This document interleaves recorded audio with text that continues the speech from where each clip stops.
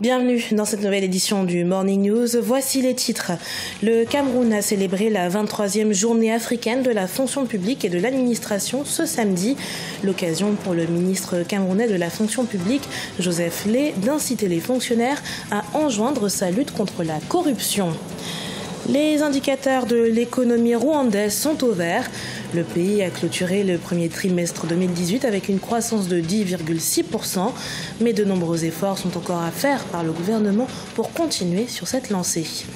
Et puis nous partirons à la découverte du groupe congolais Tam Tam Sans Frontières, une initiative créée en 2005 qui valorise la femme congolaise en lui permettant de s'exprimer et de communiquer par le biais du tam tam, un instrument longtemps exclusivement réservé aux hommes. Ce samedi a marqué la 23e journée africaine de la fonction publique et de l'administration. Et au Cameroun, la corruption était au cœur des célébrations. Le ministre de la fonction publique, Joseph Lé, a invité les fonctionnaires à s'associer aux efforts menés par son ministère pour neutraliser ce phénomène. Neil Clédouissa.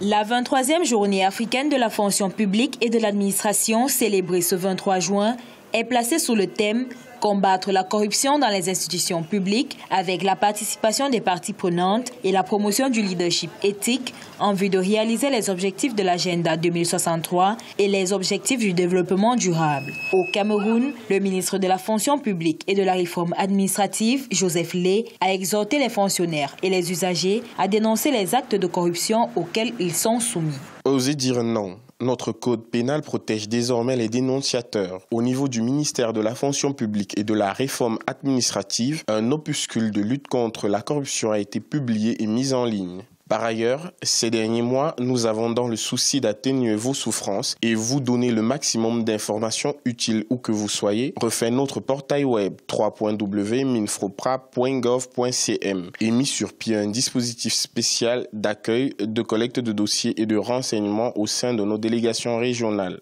Des nouvelles dispositions qui viennent en appui aux organes chargés de la lutte contre la corruption, notamment la Commission nationale anticorruption, CONAC, l'Agence nationale d'investigation financière, ANIF, ainsi que les cellules ministérielles de lutte contre la corruption. Beaucoup de projets ont été lancés à l'effet de lutter contre la corruption au niveau de la fonction publique. Toutes les initiatives en faveur de la lutte contre la corruption, finalement, donnent l'impression d'être artificielles. Il y a le principe de la transversalité de l'administration qui fait que c'est pratiquement les mêmes personnes qui tournent là. La majeure partie des opérations lancées comme ça donnent des résultats. Mais qu'est-ce qu'on fait de ces résultats-là? Ça doit être un organisme indépendant. Ça doit être des personnels indépendants qui n'appartiennent pas au ministère. Dans son rapport 2016 sur l'état de la corruption au Cameroun, présenté fin décembre 2017, la Commission nationale anticorruption CONAC a révélé que du fait des pratiques de corruption et de fraude, le Trésor public a perdu environ 1246 milliards de francs CFA entre 2010 et 2015. Rappelons que le gouvernement camerounais avait adopté en 2011 une stratégie nationale de lutte contre la corruption après avoir ratifié la Convention de Mérida relative à la lutte contre la corruption. L'économie rwandaise a connu une embellie à l'issue du premier trimestre de 2018. Le pays a en effet enregistré une croissance de 10,6% à fin mars, croissance soutenue principalement par les secteurs des services et de l'agriculture, un domaine où, selon les observateurs, le gouvernement devrait investir davantage pour maintenir ce rythme économique. Explication avec notre correspondant à Kigali, Fraterne Dakaisanga. Selon un rapport publié ce 18 juin par l'Institut national des statistiques du Rwanda, l'économie nationale a enregistré une croissance de 10,6% au premier trimestre de l'année 2018. Les plus grands contributeurs à cette croissance sont les secteurs des services avec un taux de 47% et l'agriculture qui a contribué à hauteur de 31% du produit intérieur brut. Le secteur de l'industrie, lui, a contribué de 15% du PIB et 7% ont été attribués à l'ajustement des taxes et les subventions sur les produits. Si notre économie affiche une telle croissance, c'est pour nous un très bon début pour avoir une meilleure performance économique en général. Nous anticipons une croissance annuelle de 7,2% et nous allons faire de notre mieux pour y arriver. Selon le même rapport, la dépense totale de consommation a augmenté de 5%. Les exportations, quant à elles, ont cru de 20%, tandis que les importations sont consolidées de 17%. Selon les experts, même si le Rwanda connaît régulièrement une bonne croissance économique, la redistribution des fruits de la croissance devrait être une priorité pour le gouvernement. Basing on the numbers, we can say the economy is growing. Si on se base sur les chiffres, on voit sans doute une croissance de l'économie. Mais si on regarde bien les secteurs qui emploient beaucoup de Rwandais comme l'agriculture, on ne voit pas vraiment de croissance palpable. Par exemple, dans le budget récemment annoncé, on ne voit pas assez d'argent qui sera investi dans le secteur de l'agriculture, qui emploie la plupart de la population. Et d'ailleurs, le Rwanda, comme les pays de l'Afrique de l'Est, ont toujours échoué dans l'investissement ne serait-ce que de 10% de leur budget dans le secteur agricole. Au Rwanda, l'agriculture emploie plus de 85% de la population, ce qui fait de ce secteur l'un des piliers de l'économie nationale. L'investissement stratégique et le développement de ce secteur pourraient tirer la population de la pauvreté, selon des experts du développement. Valoriser la femme congolaise à travers la musique au Congo, c'est l'objectif que s'est donné Tam Tam sans frontières. Depuis plus d'une dizaine d'années, le groupe forme des jeunes filles aux percussions, bambou, cloche ou encore maraca. Elles sont environ une quinzaine de femmes issues de divers milieux professionnels à se réunir pour jouer de ces instruments, longtemps associés aux hommes. Découverte dans ce sujet de Deva Panzou, notre correspondant à Brazzaville. Elles sont environ une quinzaine de filles, mères, commerçantes, coiffeuses, mécaniciennes qui, à côté de leurs activités respectives, ont accepté de battre le tam-tam au sein du groupe de percussionnistes brazzavillois Tam Tam sans frontières.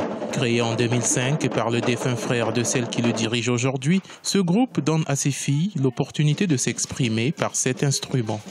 C'est un groupe qui est rare.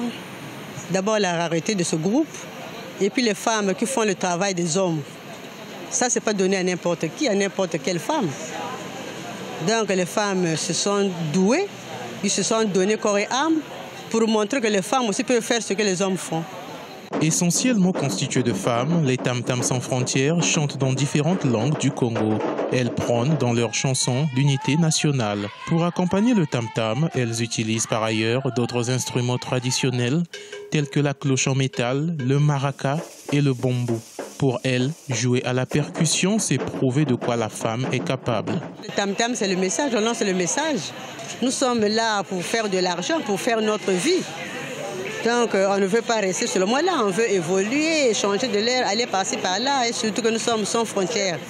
Donc, on veut traverser, aller au-delà. Les Tam Tam sans frontières se produisent à plusieurs occasions, mariages, festivals, inaugurations. Ces femmes battent le Tam Tam pour relever un défi, celui qui n'accordait l'exclusivité de battre le Tam Tam qu'aux hommes. Le recrutement des batteuses est permanent au siège du groupe situé au 118 de la rue Les Canas dans le 4e arrondissement de Brazzaville, Mongali.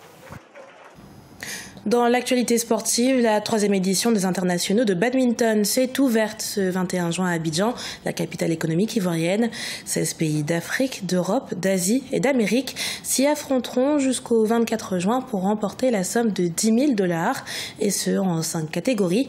Occupant la 10e place africaine de la discipline, la Côte d'Ivoire s'est inclinée face au Togo lors des matchs d'ouverture. Retour sur cet événement sportif dans ce sujet de Liva Djakoutan, notre correspondant à Abidjan. Les badistes togolais font une belle entrée lors de la 3e édition des internationaux de badminton de Côte d'Ivoire. Kokou Awito et Lamidi Eliassou du Togo ont respectivement dominé en simple homme 2-7-0 et 2-7-1 les Ivoiriens Abdoulaye Sanogo et Oussou Ndri. Ils se qualifient ainsi pour le dernier tour des préliminaires de cette compétition. On n'est pas venu pour perdre, ça c'est un. Et on s'est dit, au moins on doit passer les premiers tours. Et étant donné que les conditions étaient vraiment difficiles pour qu'on arrive, donc c'était cette motivation qui était derrière qui a fait qu'on a gagné. C'est un peu l'expérience qui a joué. Sinon, moi j'étais vraiment très fatigué, mais comme il n'a pas su gérer son énergie, c'est pourquoi j'ai fini par remporter le 3e set. Le badminton a été introduit en Côte d'Ivoire en 2009. Le pays organisateur des internationaux de cette compétition occupe la 10e place africaine de la discipline. 16 athlètes ivoiriens prennent part à cette 3e édition des internationaux de badminton. Et les autorités comptent sur leurs performances pour repositionner le badminton ivoirien dans le monde.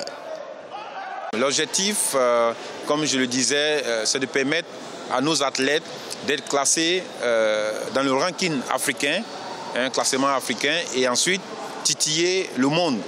Nous avons, disons, l'ambition de participer un jour aux Jeux Olympiques. Donc cela suppose qu'il faut travailler, il faut permettre à ces jeunes gens de se frotter à plus fort. Après les réussites des premières et deuxième éditions des internationaux de badminton en 2016 et 2017, 16 pays sont présents pour la troisième édition du 21 au 24 juin 2018 à Abidjan. Les vainqueurs repartiront avec $10 000. Ce journal a été préparé par l'ensemble de la rédaction. Merci de l'avoir suivi. Dans un instant, une nouvelle édition de l'information sur Africa 24.